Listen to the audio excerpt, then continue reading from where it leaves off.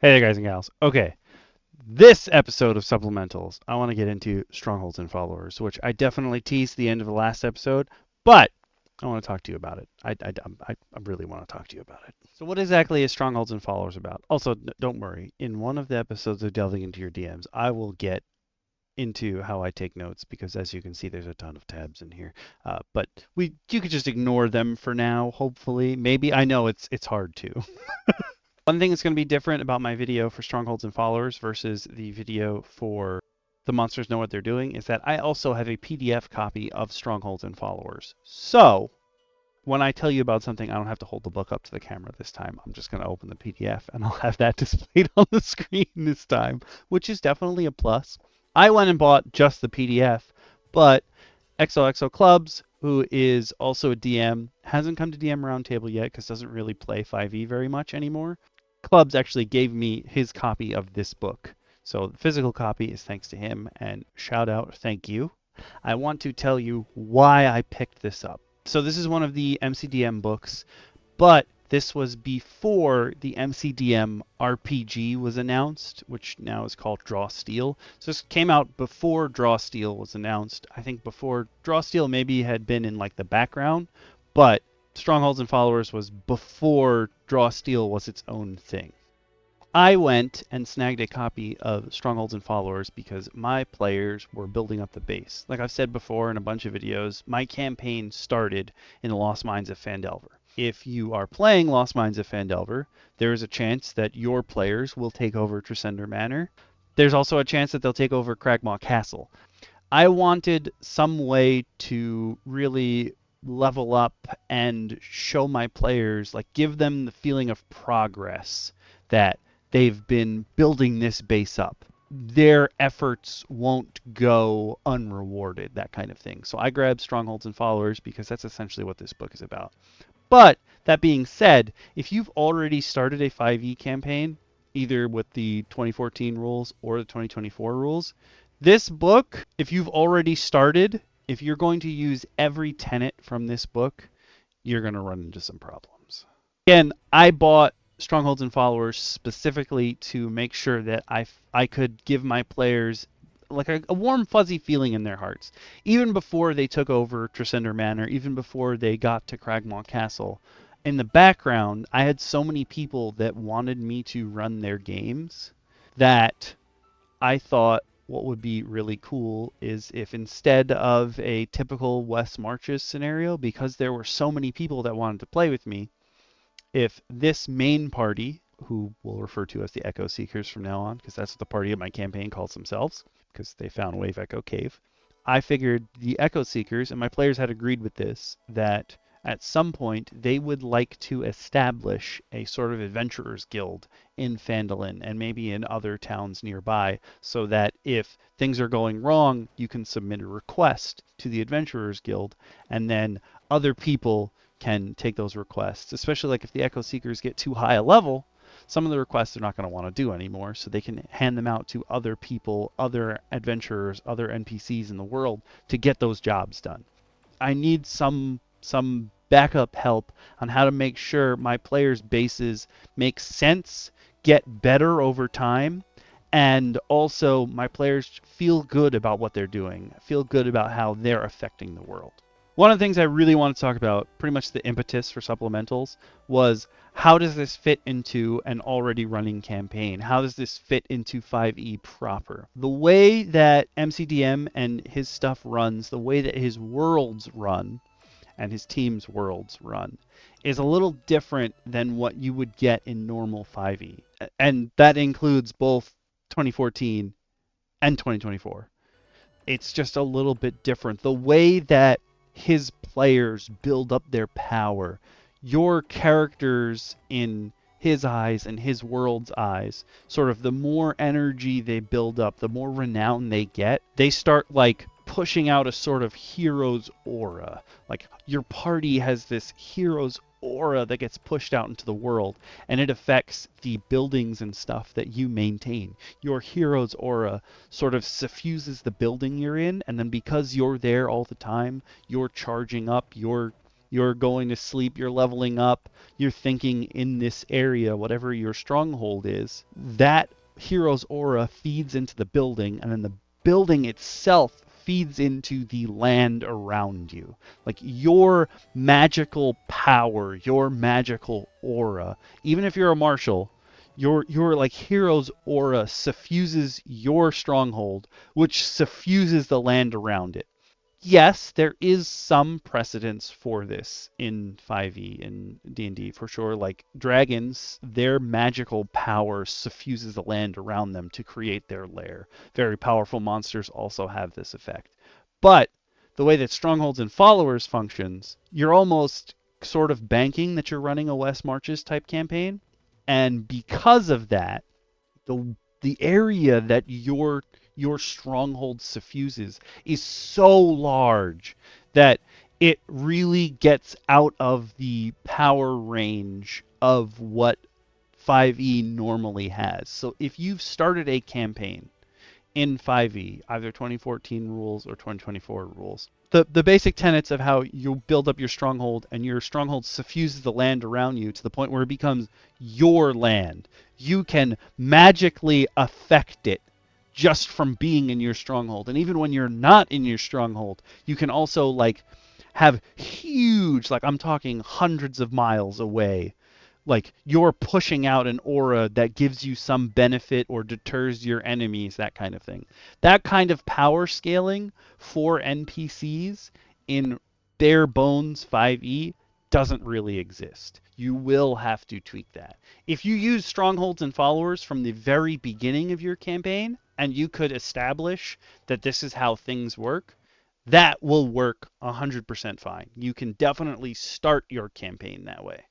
If you've already started, you can definitely fit those kind of things into your campaign. You just need to tweak a lot of what's there. You can still use the rules for like how much gold it's going to take to build up your stronghold, and you could even keep like the same levels that are presented in this book.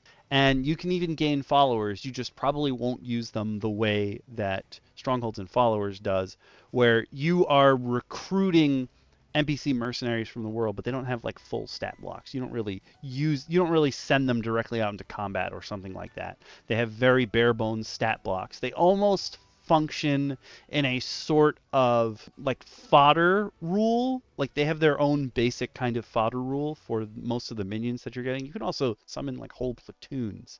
And in that regard, there is a portion of Strongholds and Followers that feels like it's closer to the wargaming origins of D&D than it is to actual D&D.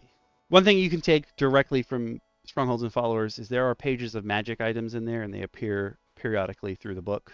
The magic items, they all function pretty much the same as they normally would. Those you don't have to tweak at all, don't worry about that. The stat blocks, however, one of the things that I think sets MCDM's monsters apart. Okay, I'm going to say something controversial in regards to monsters, creatures, and stat blocks and that sort of stuff. The way that MCDM sort of writes monsters and creatures is that the way that they're described, they have some sort of behavior. And I don't mean behavior in the way that the monsters know what they're doing, describe behavior. I mean more behavior in like if this was a video game, like this would be their AI, this would be their script. I know that's going to turn a lot of you off immediately, but a lot of the creatures are written in MCDM books as though they are rather video gamey. Like there's a thing that they do when they come out, and then generally speaking, at some point, there's like a scripted event. Like if this creature gets hit by brah, it does this. If this creature reaches a certain amount of health, it does this, which is very video gamey, but it does make it easier for the DMs to run those creatures. I will eventually get to talking myself on another video about how I run creatures.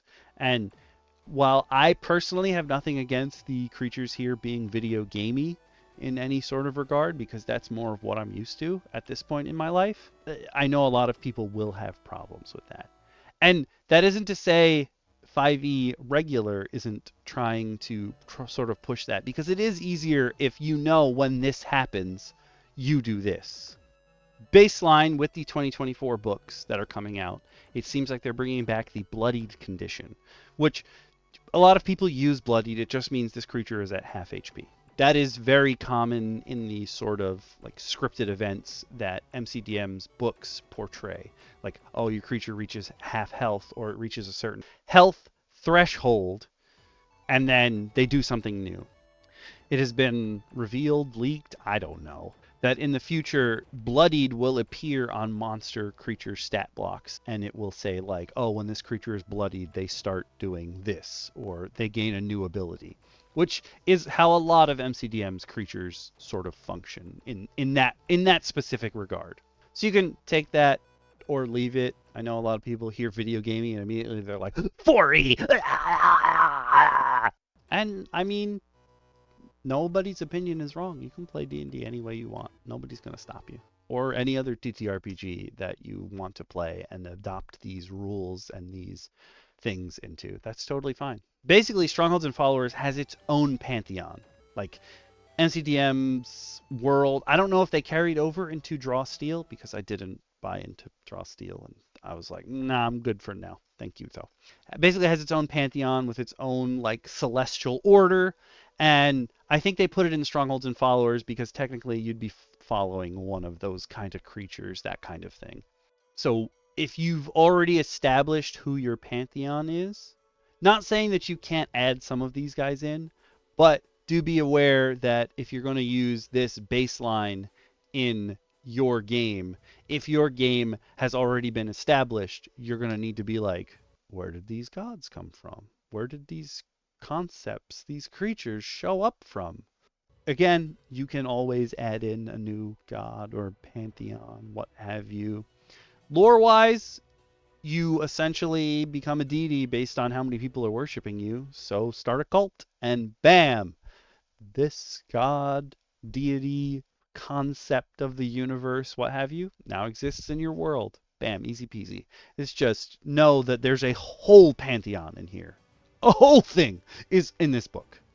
You can also totally rip characters out and change them a little bit if you want, or just use them almost exactly as is. The NPC stat blocks in here are very simple. Like Pinna, I love her as a character. I think she's actually part of Draw Steel. She's been in a whole bunch of the MCDM books, and she's just awesome. She's just like I'm a wizard. I want to help people. I want to do right by the people who are around me. That kind of person. Like, I love those kind of people, and I basically ripped her out of here and put her in a game of mine already. Like, she's already there somewhere. My players are just gonna have to find her.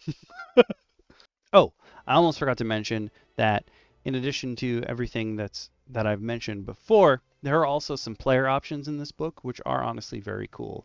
I do like the fact that this book had come out before Fizban's Treasury of Dragons came out, and they delved into gem dragons, which there wasn't anything for before. And there's cool psionic stuff in here because of that. And then there's a dragonborn that uses psionics that is in this book that is super cool, but the way that the dragonborns function, if they're gem dragonborn, in Strongholds and Followers would be at a disadvantage compared to other characters as they leveled up. You don't get enough to warrant you choosing that as like your homebrew style, your homebrew class. Like, you could do so much better. It is very, very limited. Like, the way that you get more abilities is also very limited, so you will never feel like you never feel like that kind of power that you get out of stuff, especially considering the 2024 Dragonborn.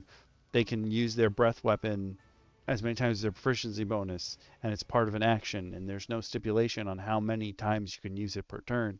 So you can be like, and then if you have something like Action Surge, you can be like, again, which is pretty cool. There's also I would say like a miniature campaign module in here, which will get you started within the world, and it does involve Pinna, so I'm there for that. But yeah, do I recommend Strongholds and Followers for other folks who are looking for some kind of supplement to show that their players have some kind of progression? Yes. However, if you're playing baseline 5e, you've already started a campaign, know that you're going to have to change a lot of the things that appear in here.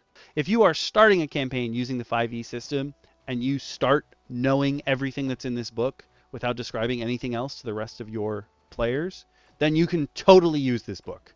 You don't necessarily have to get into any of the gods and pantheons and stuff. Just take what's with the stronghold, and you could fit that into any system realistically. It just requires some tweaks based on like money and who you want to come in. And for sure, you can customize what kinds of followers you're getting.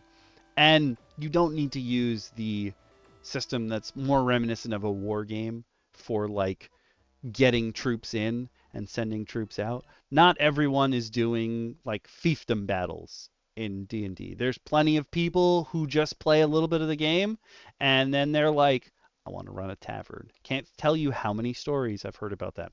Heck, Grim wants to buy the tavern in Phandalin and run it. Sometimes that's what happens. But if you're looking for a way to show your players progress in something that they have built over time and how it sort of influences the world around them, this is a good book. Even if you don't use the ideas right away or exactly as is, you can tweak them and make them better, make them fit into your world. So in that case, I 100% recommend that for this. But if you've already started a campaign, don't expect to be able to use everything verbatim from here in your campaign that you're already running. Now, that's 2 books down, but I have told you before that I want supplementals to have more than just books in it. So the next episode of supplementals, we're not going to take a look at a book. We're going to take a look at some physical things you can bring to the table to play with. I mean, to make your world seem better to your players. Yeah.